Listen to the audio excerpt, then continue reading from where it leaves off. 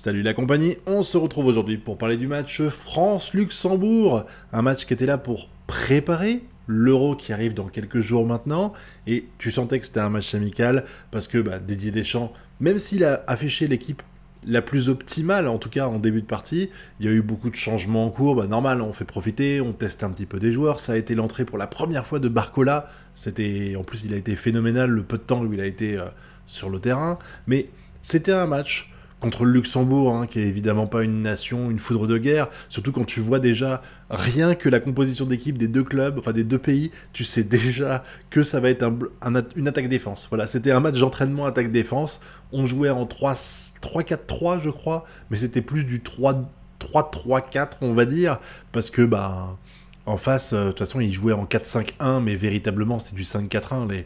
Les blocs, c'était ça. T'avais 5 mecs qui faisaient une ligne défensive, 4 mecs juste avant pour bloquer, et puis t'avais un attaquant qui était un peu paumé tout seul, le Luxembourg. De toute façon, ils ont quasiment pas été dangereux. Il y a eu juste un petit moment où ils ont... Je vais pas dire qu'on avait peur, mais où ils ont dit hey, on est là, au fait, on a des attaquants. Mais globalement, ce match, il a été surdominé par l'équipe de France, qui a fait plus de 60% de possession de balles, qui a fait le double ou le triple de tir cadré. Voilà, c'était plutôt tranquille, et j'ai envie de dire que le score final de 3-0, c'est pas que c'est pas rassurant, mais je veux dire, c'est Luxembourg, les gars. Je veux dire, gagner 3-0, c'est comme gagner au tir au but 0-0 face à un club, c'est pas terrible, quoi. C'est le minimum syndical qu'il fallait fournir. Après, je pense que quand tu te retrouves à faire un match amical à une dizaine de jours du début de l'Euro, la seule chose qui est importante véritablement, c'est de ne pas se blesser. Donc, pour le coup, ça a bien marché. Et puis, ça a permis aussi d'avoir des très bonnes choses et d'autres un peu moins bonnes. Alors, on va en parler vite fait. Alors, que dire de Maignan? Le pauvre, il a rien eu à faire ce match-là. Il était tranquillou. La défense, je crois que c'est Upamecano qui est sorti parce qu'il avait une petite gêne en espérant qu'il ait rien de grave. Mais en gros, Koundé, Konaté, Upamecano, ça a plutôt bien maîtrisé. Après, le milieu de terrain, c'était globalement Kanté, Fofana, pardon. Ouh là là, j'ai du mal ce soir, il est un peu tard. Et franchement, là par contre, je suis plutôt agréablement surpris. Alors il y avait aussi Hernandez, on est d'accord, mais je suis plutôt agréablement surpris parce que on se demandait vraiment dans quel état allait être Kanté.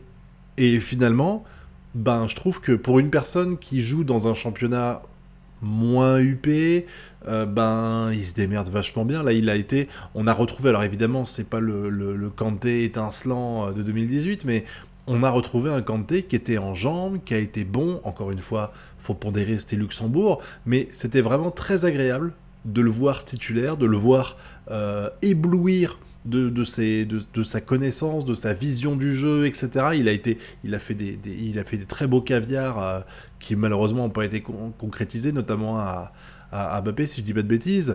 Et puis Fofana, qui est un petit peu le joueur, le milieu de terrain le plus régulier, je trouve, de cette équipe de France, qui s'est vraiment très bien démerdé. Et puis après, maintenant, le reste, c'était l'attaque, avec un Kolo Muani qui a profité, visiblement Dembélé était malade, donc Kolo Muani, à mon avis, a profité du forfait de Dembélé pour être sur le terrain, et franchement, c'est une super nouvelle, parce que je trouve que s'il y a un point positif, il n'y a pas qu'un point positif, mais un des trucs positifs dans ce match-là, c'est véritablement le fait que Kolo Muani, qui est quand même vraiment fantomatique au Paris Saint-Germain. Le mec, il est remplaçant, et à chaque fois qu'il apparaît, c'est comme s'il n'était pas sur le terrain limite. Donc c'est vraiment super inquiétant. On se demandait si Deschamps allait pas plutôt prendre quelqu'un d'autre que lui, pour notamment Lacazette, parce que c'est vrai qu'il prouve plus rien de transcendant depuis cette saison. Finalement, il a décidé de lui faire confiance, et on voit que le Kolo Muani de l'équipe de France, c'est pas le même que celui du Paris Saint-Germain, comme Mbappé, mais j'y reviendrai plus tard, parce que même s'il a été fantomatique avant son but à la 40e minute, on a attendu 40 minutes, putain, pour mettre un but à l'équipe de Luxembourg, c'est quand même grave, mais il a fait le taf après, et puis en plus, ça l'a mis en confiance, et après, il a beaucoup mieux joué, c'était vraiment très agréable. Après, je trouve que Thuram a été un peu absent, enfin, je l'ai pas trouvé transcendant, et pareil, Griezmann, même si, alors il y a eu l'action où il tire sur le montant, mais en dehors de ça, j'ai trouvé que Griezmann, il était pas très affûté dans ce match-là, vraiment. Pour moi, il est passé à côté. Il est passé à côté. Même si c'était pas non plus grave, voilà, mais je trouve que c'était pas non plus transcendant ce qu'il a fait. Pour Mbappé, alors là, je pense que là, il y aura des choses à dire. Il y a des choses à dire. Alors, je suis sûr et certain que les personnes qui sont anti-Paris ou autres vont dire que j'exagère un peu. Mais il a été... Alors, c'était peut-être pas le meilleur Mbappé qu'on ait pu voir jusqu'à présent, on est d'accord. Il a fait énormément d'erreurs à 2-3 moments. Mais au final, tu mets 3 buts, il est impliqué sur les 3. Il est responsable d'une passe D et demi, on va dire. Et d'un but sur une passe de Barcola, je crois. Barcola, son entrée en jeu, ça m'a fait plaisir pour lui, avec Zaïre Emery aussi qui est rentré. Mais quand tu vois ça, tu te dis, est-ce qu'il y a un match à enjeu, hein, je te parle pas d'une Coupe de France face à une équipe de nationale, mais est-ce qu'il y a un match cette saison du Paris Saint-Germain où Mbappé a été aussi actif, aussi tranchant, aussi... voilà. Parce que, alors ça a dû arriver une ou deux fois, sur une saison de 50 ou 60 matchs, mais là, j'ai vu un Mbappé qui a quand même pas mal cavalé. Pas tout le temps, évidemment, j'ai vu plein de moments où il marchait sur le terrain et il faisait aucun pressing, comme d'hab, mais je l'ai vu beaucoup plus actif, je l'ai vu beaucoup plus souriant aussi, et je l'ai vu surtout, ouais, bah, beaucoup plus travailler pour l'équipe, en fait. Et ça fait mal à mon petit cœur, parce que, du coup, je suis obligé d'y penser et me dire, merde, en fait, t'as vraiment joué avec un frein à main pendant toute la moitié, au moins la deuxième moitié de saison, quoi.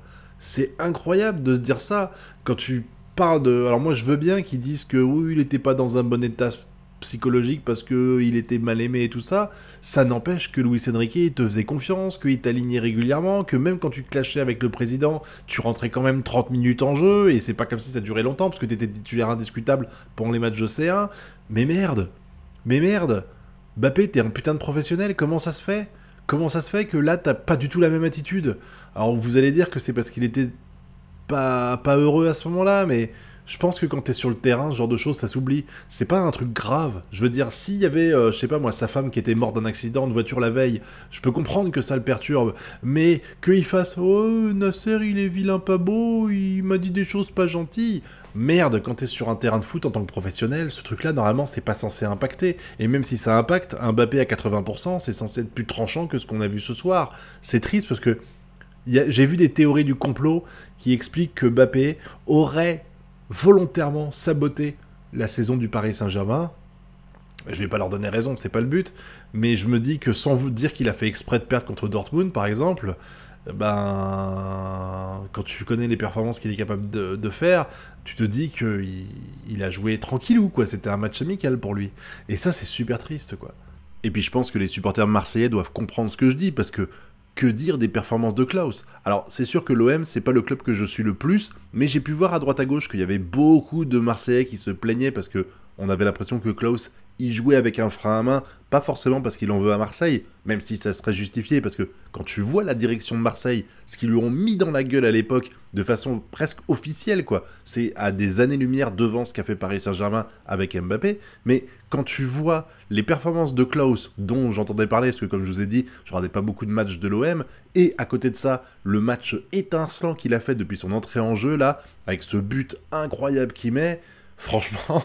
Je pense que tu peux légitimement te poser des questions sur le professionnalisme de certains joueurs qui donnent l'impression, en fait, de choisir leur match, de choisir les moments où ils ont décidé d'être très performants et ceux où ils ont décidé de lever le pied comme si c'était un match amical, alors que non, ça l'est pas, et c'est super important quand tu vois la fin de saison marseillaise, avec Lyon qui a réussi à les rattraper alors qu'ils étaient derniers à la base, tu te dis que vraiment, des joueurs comme Klaus, ils ont pas dû aider. Et je vous dis, là, la victoire 3-0 de la France sur Luxembourg, il y a des gens qui vont s'enthousiasmer en disant que c'est bon signe.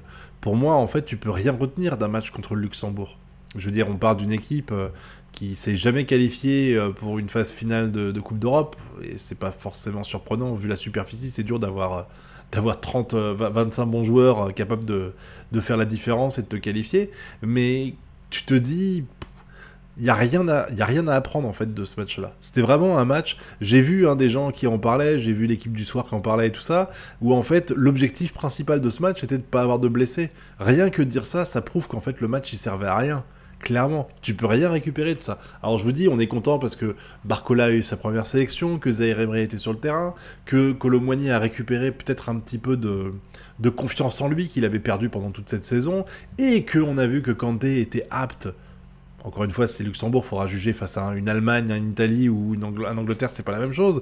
Mais je trouve que Kanté a été bon aussi, tout comme Fofana. Donc on a eu quand même des satisfactions, mais de là à vous expliquer, enfin de là à me faire croire que ça fait que la France est bien armé pour gagner. Alors oui, on fait partie des favoris, mais ce match-là n'est pas forcément rassurant. Je tire plus un enseignement des matchs qu'il y a eu précédemment contre l'Allemagne, par exemple, qui pour moi, eux, sont plus représentatifs de ce qu'on va avoir pendant la Coupe d'Europe, que ce match de Luxembourg.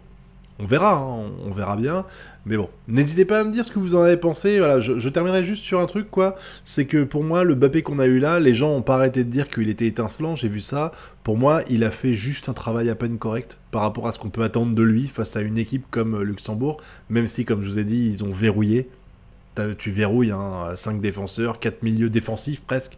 Forcément, c'était plus compliqué de marquer un but, mais c'était pas non plus... Enfin voilà, c'est pas comme s'il était muselé. Des fois, ça arrive dans des matchs qu'il est muselé avec un ou deux défenseurs de classe mondiale qui essaient de l'arrêter. Là, c'était pas le cas ce soir, hein, vraiment. Donc, globalement, voilà, on a gagné 3-0. C'était le minimum syndical de gagner 3-0 face à Luxembourg, donc on va pas crier victoire.